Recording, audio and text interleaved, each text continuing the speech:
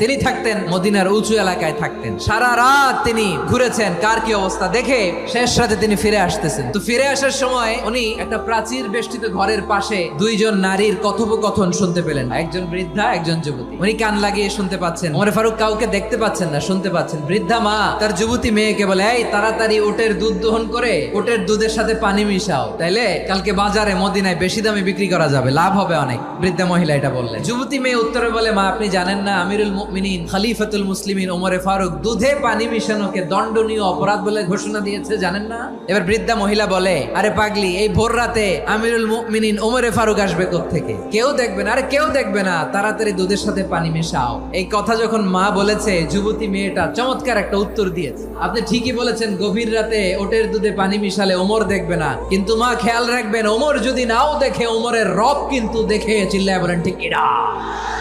This is called তাকওয়া।